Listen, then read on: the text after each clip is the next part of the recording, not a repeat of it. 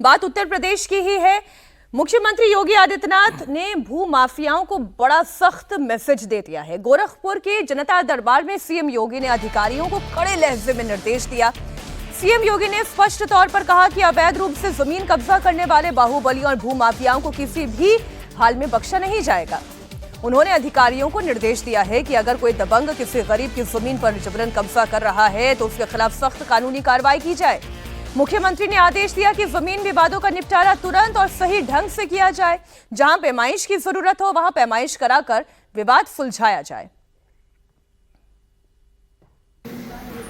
कौन निकाल दे रहा है इसको देखेंगे जब काम में है जिनको काम पे लगाने के लिए बोलूँगा काम में चाहिए कहाँ से आए क्या है बताइए जो थी वो कहाँ गई। वो बाबा बहुत साल पहले हम लिए थे हमारी रजिस्ट्री के लिए जमीन थी।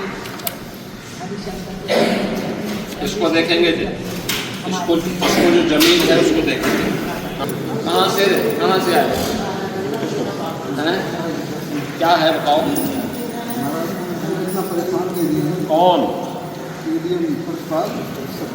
चलो हम कार्रवाई करते हैं। स्कूल जाती है स्कूल जाएगा पेंशन मिलता है मैं मदद करेंगे बाबा लड़की है। अरे आप चिंता मत करो सब कार्रवाई कराएंगे। आप बताएं क्या बात क्यों इसको देखेंगे जी इसको परीक्षा दिलवाने की व्यवस्था करो। अच्छा, ऐसे जनता दरबार लगने भी बहुत जरूरी है। हर प्रदेश के मुख्यमंत्री को करना ही चाहिए और कई मुख्यमंत्री करते भी हैं। लेकिन ये अवधेश जी जो भू माफियाओं को लेकर है, ना भू माफिया चलेगा ना बाहुबली चलेगा, ये उत्तर प्रदेश से जो मैसेज निकला है ना, वो मैं ये कहूँगी कि नॉर्दर्न बेल्ट में तो बहुत तेजी से आगे बढ़ा है। नहीं, हमारे देश में आम लोगों ने भू माफिया और बाहुबलियों का जो आतंक झेला है और जो स्थिति बनी है कि एक प्रकार से कानून के शासन के पैरेलल एक राज्य शासन व्यवस्था उत्तर प्रदेश में, बिहार में, यहाँ तक कि आपको राजस्थान में, महाराष्ट्र तो इसके लिए वही था, आपको हरियाणा, ऐसे राज्य रहे हैं जहां एक पैरेलल गवर्नमेंट रही है, पुलिस प्रशासन तक कार्रवाई नहीं कर पाते थे। योगी आदित्यनाथ जी की सरकार जो 2017 में बीजेपी आई थी, उसका मुख्य मुद्दा ही था कानून और व्यवस्था। और 2022 में कार्यकर्ताओं के व्यापक असंतोष के बावजूद जो लास्ट में भारतीय जनता पार्टी जीत पाई है, उसके पीछे यही डर था कि अगर समाजवादी पार्टी लौट आई तो फिर माफियाओं का, क्रिमिनलों का जो है दबदबा हो जाएगा और समस्या बढ़ जाएगी।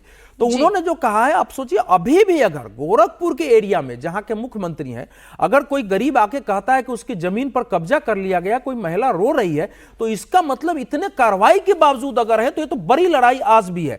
और उनका ये तो यूएसपी है, उनको मैसेज देना ही है। और अधिकारियों को ध्यान रखने की जरूरत है कि इतनी कार्रवाई करने का अर्थ यह होता है कि उन्होंने कहा कि धूल में मिला देंगे और धूल में मिला दिया। उन्होंने कहा कि भू माफियाओं का खैर नहीं, उत्तर प्रदेश छोड़ दो, तो बहुत लोगों को छोड़ना पड़ा है। तो वो मैसेज नीचे जाना चाहिए। कम से कम अब यह स्थिति उत्तर प्रदेश में उत्पन्न नहीं होनी चाहिए कि मुख्यमंत्री के जनता दरबार में सार्वजनिक रूप से कोई गरीब, कोई जो है ऐसा जो निराश्रित आके कहे कि हमारा जमीन कब्जा लिया है और छोड़ नहीं रहा है।